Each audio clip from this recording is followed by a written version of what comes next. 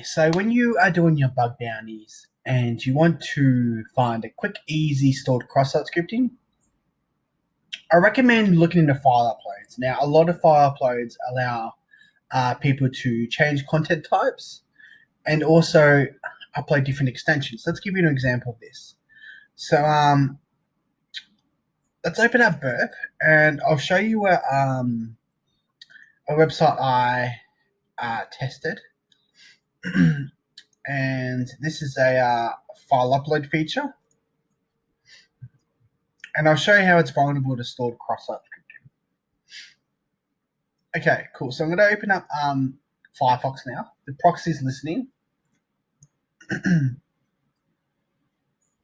Now, generally, stored cross-site scripting and file uploads are about $750, or if you're Australian, it'd be about $1,200. Now, it's in the alibaba.com. Now, I tested this today and I reported it. But let's go to the proxy because now, since it will be turned on, we need to turn it off. And what we want to do is we want to go and click on a product. We want to try and find a file upload feature somewhere.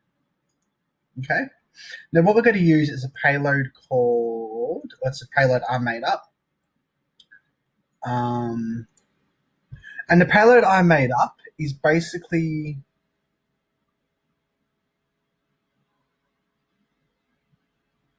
I'll try and find it. This one here. So if I edit that in Notepad++, you'll find that it actually, what I did is I found an empty space and I injected script alert one right there at the very end of the image. And what you want to do is you want to find a file upload somewhere. Let's click on a headband. Click on these headphones that look nice. And we'll go to contact supplier.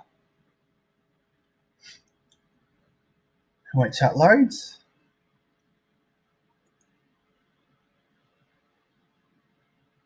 Now what we're going to do is we're going to see this add attachment. I'm assuming by just looking at that, there's a file upload feature. So let's add attachment and let's choose that image. So the image I want to insert into the upload is this one here.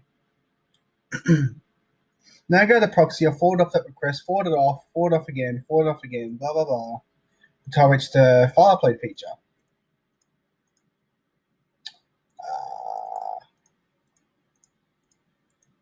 Which is right here. Now, if I send that to the repeater, then what you're trying to do is you're trying to change this content type here to text HTML.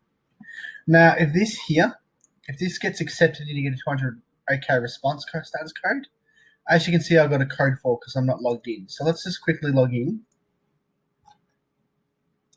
So I'm going to go to my attackers page and I'm going to go to the same website, same URL.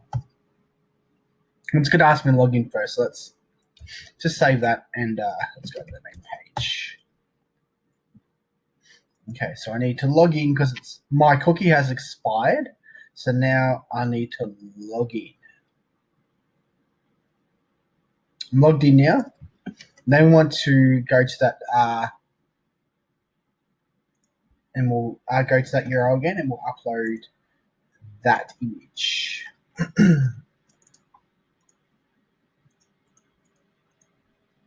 Send it to the repeater. Let's just forward off the way it is and see if it actually works. Awesome. So if we get back this URL in response, this is actually what we're going to be looking at to see if the injection successfully worked. Let's change it to text HTML and see if we get the same response, but a different okay, that didn't work. Oh, do you know why? Another thing that you need to remember is sometimes the extension needs to be changed. So we need to put .html.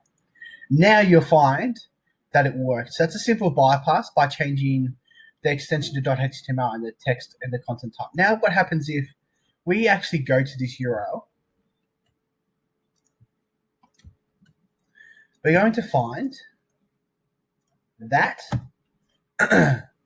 JavaScript gets executed. This is a stored cross-site scripting vulnerability. So this could be used, this is in the content delivery network. This could actually be used as attack to do a CDN defacement, which is a content delivery defacement, which is pretty bad. So that usually with my bug bounties, I always test file uploads first, because I know there is some kind of juicy stuff in file uploads. So it's good to always test those first. So I hope you enjoyed my video.